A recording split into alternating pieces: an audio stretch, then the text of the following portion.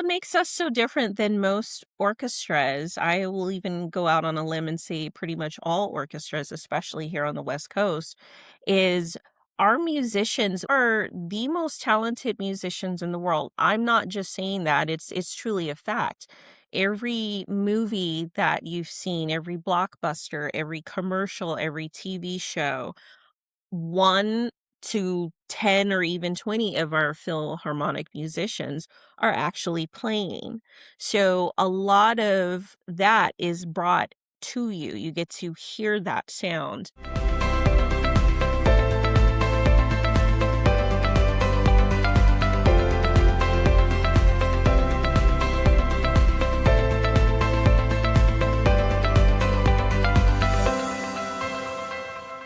This is the Faces of Riverside 2026 conversation series, where we have a chance to sit down and showcase the fine works and efforts of the individuals that are featured in the publication, talking to them a little bit more about the things that they're working on, what distinguishes them from other types of organizations, and really just to get to know them better. Joining us today, we have the Executive Director of the Riverside County Philharmonic, Jamie Azpeitia-Sachs. Jamie, welcome. Hello, thank you so much for having me. It is my pleasure. I'm so excited to have you in. The Riverside Philharmonic has been around for quite some time, decades, for those that don't know. But before we delve into some questions and some better understanding about what the Philharmonic is all about, I'd like to understand a little bit more about you. So can you give us a little bit about your background, how you arrived in this position, and what Jamie's all about? Wow, that's such a broad question. Well, my background is actually in nonprofit management as well as ballet, of all things. I was a professional ballet dancer. I retired about 16 years ago from performing, and now I direct and choreograph full time. As you know, ballet and music, they go hand in hand, and I just absolutely adore music. I grew up in a home filled with musicians. I was always the odd one out because I wanted to dance. My poor mom bought a baby grand piano and hired one of the top instructors to actually teach me, and I refused to sit at the bench and learn. She would sit there and play, and I would start dancing around. And it was around that time my mom decided, okay, I think she's trying to tell us something.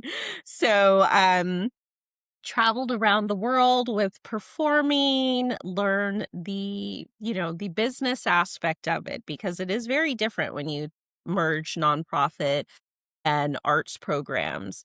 It's different than a typical business format. So I've always had this interest in the arts, performing arts in particular.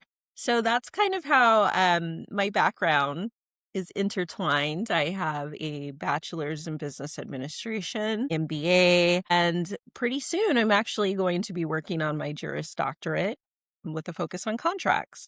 So, yeah, that's pretty much in a nutshell my background in the arts field. 30 plus years experience with performing, 25 years experience with, running a nonprofit. I also founded and developed the Inland Empire Contemporary Ballet. And they are celebrating their 20th year. And the Philharmonic, we are entering our 68th year. It is actually the 67th year, but I don't want to say 67 in 2026 with 6-7. So, but yeah, in a nutshell, that's my background. I also am an elected official here in Riverside County. I serve on the Riverside County Board of Education. I am a children's advocate as well as an arts advocate. So it all kind of meshes together. I have a very interesting background and story, so I'm trying to narrate it for you. We'll be here all day just talking about that. Well, that is a lot. And Yes. I'm assuming that consumes pretty much every waking moment of your day. That being said, why the Philharmonic? Why take on this particular role?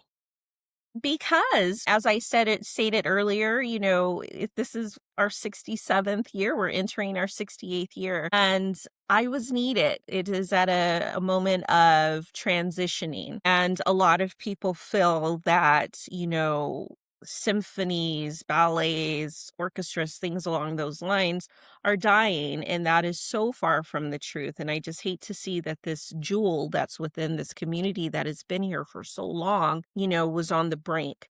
So it was such an honor to be brought in to turn things around. I'm very forward facing and forward moving, and I looked at, the logistics and what is needed for the community, and the Philharmonic is an amazing organization. It just needs some sprucing up. So that's what they brought me in for, and it's been wonderful. It's been an absolute blessing in disguise. I love everything about the Philharmonic. So, yeah, so that's how I got involved. And I love it. I was a patron as well, and so it's nice to see on the opposite end, on the admin end, as opposed to just, a consumer of this beautiful music.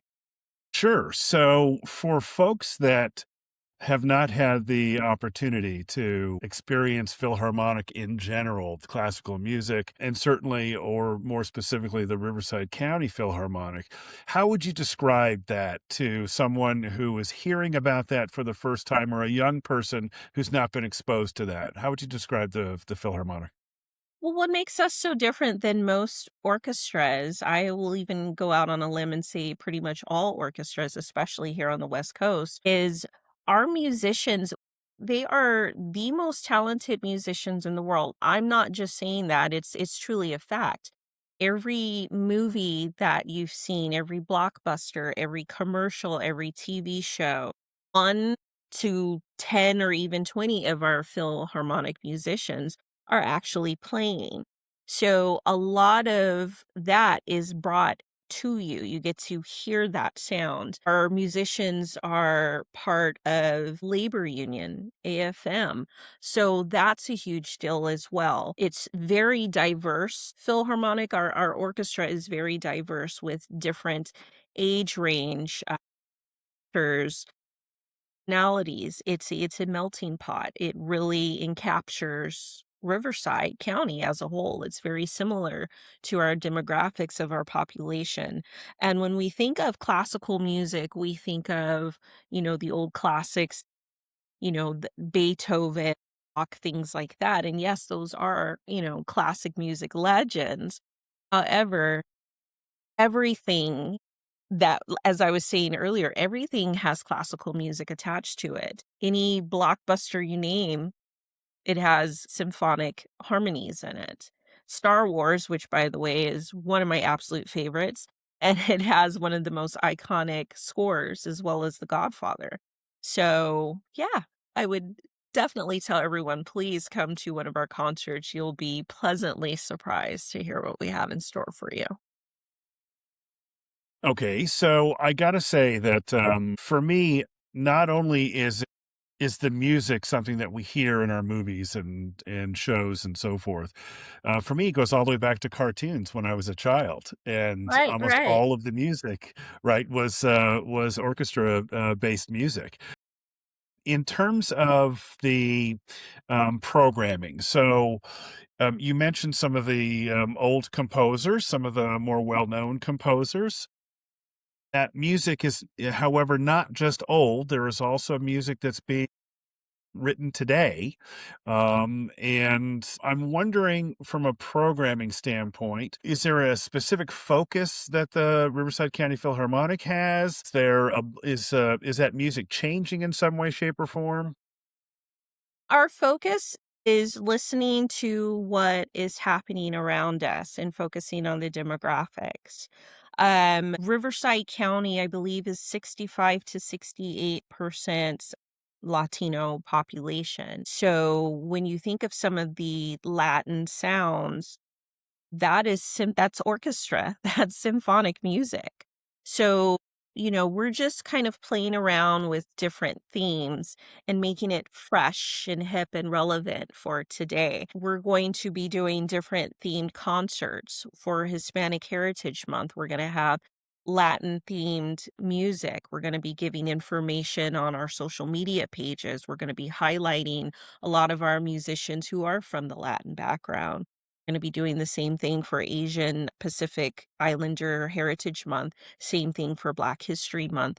Women's History Month, we're going to be doing a lot of things as far as that is concerned. We're also going to be playing a lot of scores from some of the classic films, TV shows, music of today. Back in February, the ballet company, Inland Empire Contemporary Ballet, actually hosted a fundraiser for the Philharmonic, and it was jazz meets orchestra. And that went over very well. So we want to make sure that it's not just stuck in this bubble, in this box of this is how it is. It's so much more than that. It's wonderful. So yeah, those are the directions that we're heading. You'll still hear So, the Jamie, classics. have You'll hear some new things. yeah, as we should. And for folks who might say that they've never really listened to any type of classical music, would be surprised if they heard some of the classics and recognize them immediately. Right, right.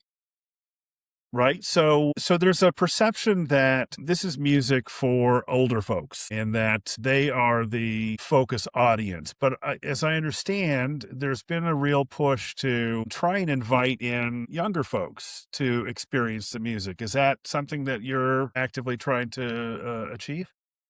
Absolutely. It's something that I advocate for, music education for kids. That's one of my biggest focuses. Coming from an artistic mindset and from an artistic background, I see it every day. A lot of times, kids may have anger issues, young adults may have anger issues. That's how it is seen. But a lot of times it's just you do not have an out. If you're bottling things up and you can't release them, you're going to have an outburst. So, with the ballet program, I have recognized that in a lot of kids. And I tell parents all the time, oh my God, they're not going to pay attention. Yes, they will. They will. Arts education it's profound. And even looking at it from my own lens, I honestly do feel that musicians, anybody from a artistic, whether it's visual or performing arts mindset, we think at a different plane, at a different level, and it's very spiritual to be able to create either movement or sound with your body, an expression of that. So focusing in on that and advocating for children's arts education has been paramount for me. We actually are forming a Riverside County Youth Orchestra and super excited and very proud to announce that we have partnered with La Sierra University as well as the Riverside County Office of Education. And we do have several school districts that we are in negotiations, so I can't release who those are at this time to join us, and that will be launching in the fall. And it is countywide, and we have even, reached out to the detention centers to give, our next generation that outlet that everyone needs. So we will still keep the same format of playing the classics, but we're also implementing the new, fresher, brighter ideas because music is not just one genre. That's like saying, oh, there's only country or there's only R&B or only jazz.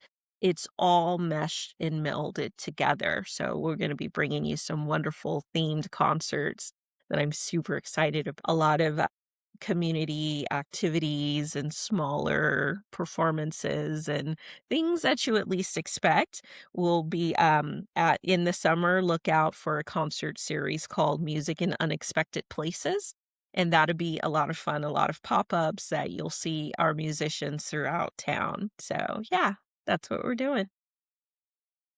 So, Jamie, you talked about the youth orchestra, and I realize that's a work in progress. So, you may not have very precise answers, but I'm wondering, are these kids that have already picked up an instrument? Are these kids that have never held an instrument in their hand before? And are they being taught on a school by school, on a campus by campus basis? Or what does that look like?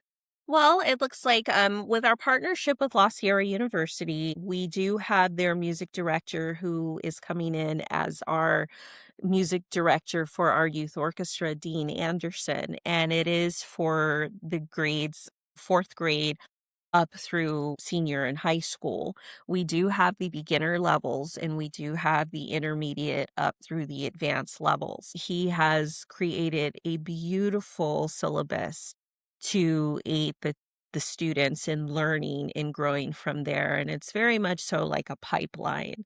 So we are spreading out countywide. It will be hosted at various locations throughout Riverside County, some facilities with the County Office of Ed, as well as La Sierra University. Some of the school districts that we are partnering with, it will be there. So we will be in various locations, but our home base will be at La Sierra University. And our partnership with the Riverside County Office of Education, I reached out to them because there's a very distinct population that the County Office of Ed services, and that is our foster youth. And they are always forgotten about. So to give them this opportunity as well, which will also include transportation, um, one-on-one as well as group lessons. It's a wonderful opportunity. All of our students will be on a college campus, so they'll have that opportunity to see what it is like at a college, to see how you can take what you're learning now into your college years. La Sierra University has one of the best music schools, and we're fortunate to have them here within Riverside County. So it's a wonderful opportunity for all, for sure. Do you foresee those young people having a chance to get on stage with the more seasoned professional My performers? gosh, yes, absolutely. I can't wait for our first concert.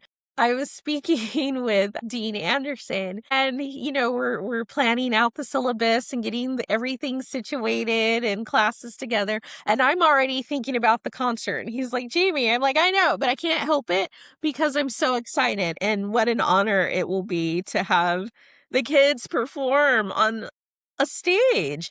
We will have performances at La Sierra. We will be returning to the Coil at RCC.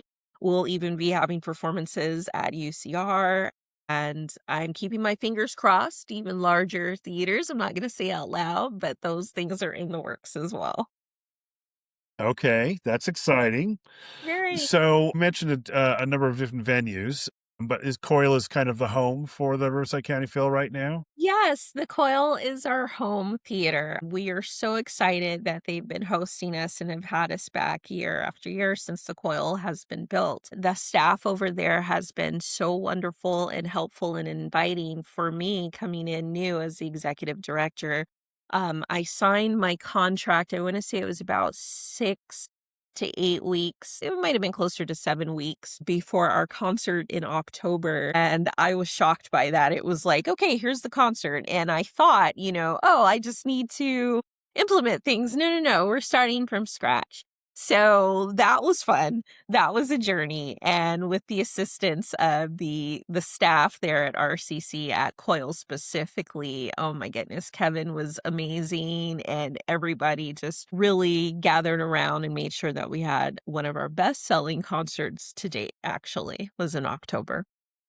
Is there going to be an opportunity for folks? So I'm imagining from what you've described in terms of the other potential venues, these are full blown concerts that folks will be able to attend here and or perhaps throughout Riverside County. Are there any other opportunities for folks that have not had a chance to necessarily take in this type of entertainment to hear the Phil? Are there going to be pop-ups or flash mobs? Are you looking at doing things like that? I wish you hadn't said flash mob because now you're giving me ideas. No, stay tuned for the flash mob. Yes, we're definitely gonna be having pop-ups. One of the things I'm most excited about is a summer series that we have coming up called Music in Unexpected Places. And you never know where you'll find our musicians performing for you. One of the things I am most excited about is we do actually have a concert coming up. It's called Scholars and Masters. It's gonna be on May 7th, and it is at the Elliott Duchamp Concert Hall at Rubidoux High School. And we have 5 of our Philharmonic musicians, including our conductor slash music director, Tomas Golka, who will be giving a master's class before the performance and actually working with the students. And the students of Rubidoux High School's orchestra, as well as their choir, will be performing. and our musicians will be performing separate as well, but they will be all on this beautiful stage, and it's wonderful. It's a wonderful opportunity. So to see that going on, especially, dealing with the youth, it's perfect. And this is our second annual Scholars and Masters, and looking at the lineup of students, they're very excited because we're big on giving back to the community. It is a fraction of the cost of a normal, concert that we would host. For children, it's only $5. For adults, it's 10, and we even have a family 4-pack, 2 adults, 2 children for $25. That's it. So we're making things very accessible and showing that, the next generation is the one to keep your eyes on. Okay, so you mentioned being accessible for folks. How does this type of entertainment, compare to some of the other typical types of entertainment that take place in Riverside from an affordability standpoint? Again, imagine somebody who's never been before. Do they have to wear a tuxedo, and do they have to pay $1,000 for a ticket to attend? Absolutely not. We do ask that you come clothed, though. There is a threshold. Yeah. There's a threshold, so all are welcome. We wanna make sure that you enjoy the music and you enjoy the sounds and you learn something new. Our conductor, Mr. Golka, he's brilliant at speaking with the audience and bringing them in and explaining things.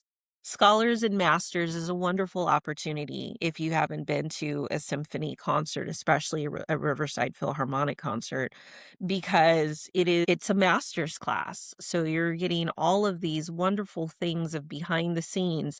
This is what this instrument does. This is why we use this. This is why these two sound great together. And bringing it to you directly. And as far as feeling like, I'll be underdressed or I don't have anything to wear, all are welcome. Please don't let that be, a deterrent.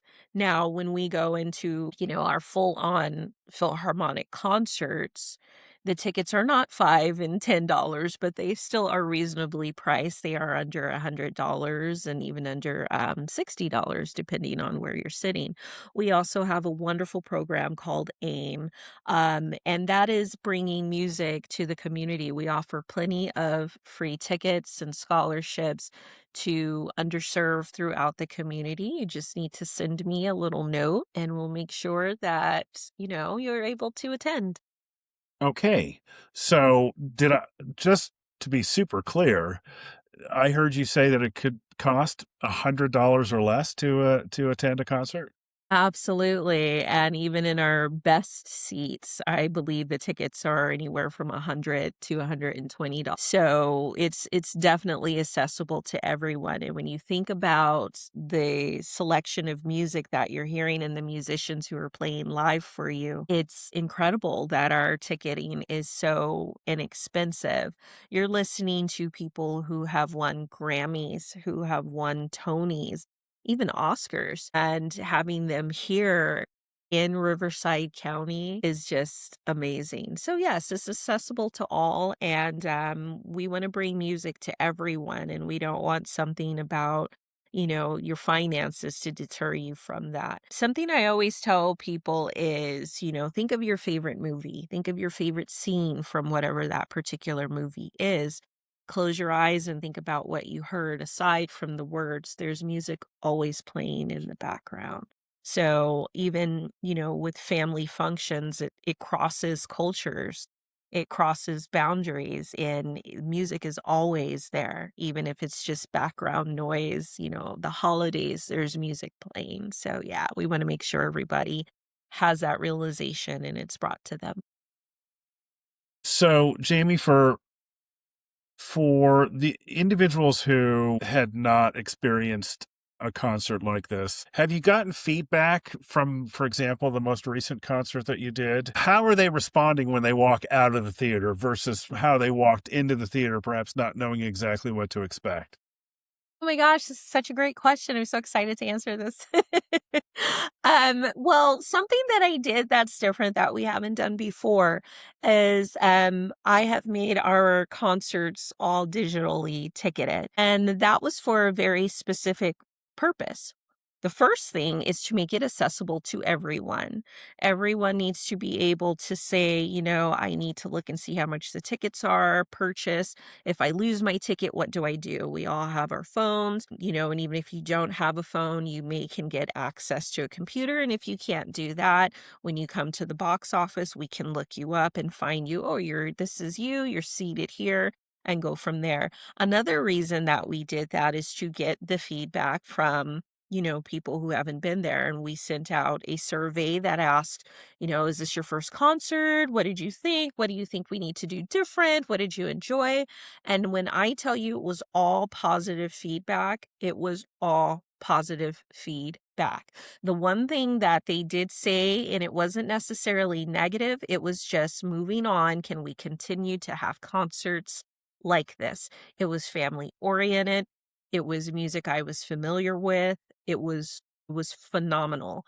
That is what the feedback we received from an evening with the conductor, which was hosted by the Inland Empire Contemporary Ballet. And it was jazz meets orchestra.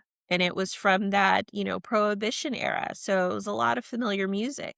Going back to October, the concert was October 25th, which is near, Halloween. So I wanted to do something different. So we did thrillers from stage and screen. And so it was a lot of music scores, Psycho, Vertigo, things like that, classics from Alfred Hitchcock. And that received a lot of positive feedback as well because it was the familiarity with it and it made people resonate. Oh, you know what? I remember when I saw this film, or I remember where I was when I saw the film or who I was with. And it was fun. It's always wonderful getting the feedback from everyone. It was positive across the board. We had new subscribers. We had new audience members. I even looked at the age demographics, and we had an uptick of 18 to 25-year-olds, as well as 25 to 35-year-olds who are new audience members. So I'm super excited about that. That is exciting. The I guess the follow-up question to that answer is, are those folks who are requesting, or hoping that there'll be more concerts, in the future, is that gonna be realized? Is that something that you guys are working on? Absolutely. It is definitely something that we are working on. We are at a critical stage. And like with most nonprofits, especially those within the arts sector, there's been a lot of funding that has been cut at the federal level, as well as some funding cut at the state level. So we are planning accordingly and being strategic and making sure that it is worth everyone's while that we bring you the best of the best with what we can do at this time. So, yes, we are actively planning, and I would say stay tuned. Summer 26 moving forward, it's going to be a whole different new orchestra than what you're familiar with. Okay, so having been involved with a number of nonprofits myself, one of the challenges is that fundraising piece. And it's great to have dollars earmarked to organizations like the Riverside County Philharmonic that come from government entities or grants, but it's also, from my experience, kind of grassroots based as well. So that being said, is there an ask for the community as a whole? And if I'm somebody who wants to be involved or wants to support the Philharmonic in a financial way, what's the process for that? How do I even entertain that conversation? Who do I talk to? Well, you would if you're even a little gun shy about physically chatting with someone, you can absolutely visit our website and we have a donation Okay. link right there. All dollars count and they go towards music education and bringing you the performances that we have to offer. If you visit our website, www.riversidephilharmonic.org, and you'll see the donation and support link. Is looking for donors. Something that I'm very proud of since coming in is that we have formed a fundraising committee and have revamped that. Our board is now transitioning into a full working board who adores this organization. We have a lot of new board members who have a background in fundraising and a love for the arts. So it's an all hands on deck moment. And I like to tell everyone, of course, all nonprofits are in need. And the fact that we're here talking about this one tells me that you do definitely have a love for music. So we don't want to see the music go away.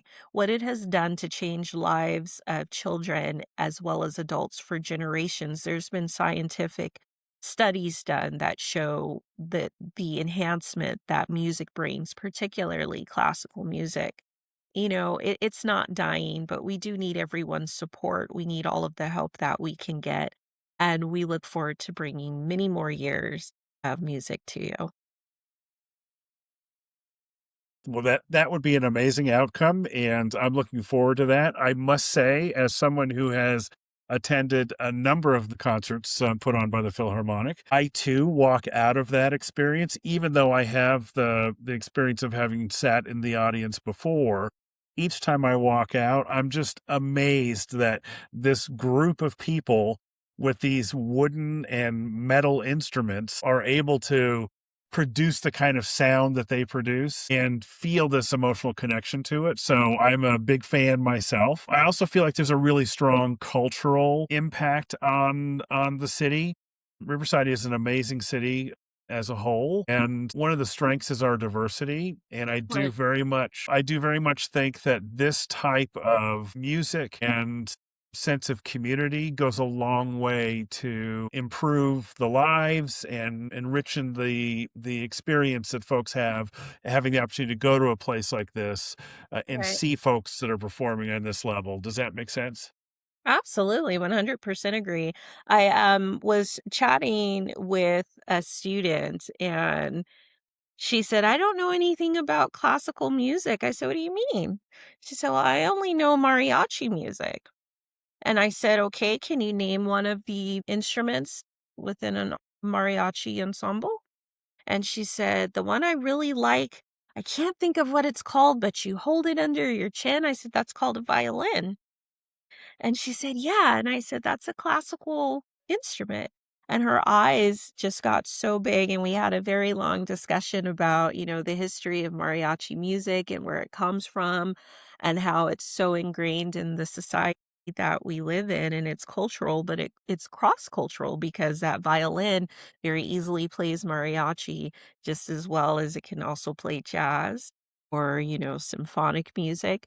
So it's fun, and I think it's that connection. Anytime that we connect things to culture, it is imperative that we do. Now, when I say culture, that's not to be mixed up with someone's like religion or their nationality or anything. It's a culture. We are in the heart of the Inland Empire, which has its own culture. And as you know, when you travel into Los Angeles County, even Orange County, it's very different. It's not the Inland Empire culture that you would receive here in Riverside County as well as San Bernardino County.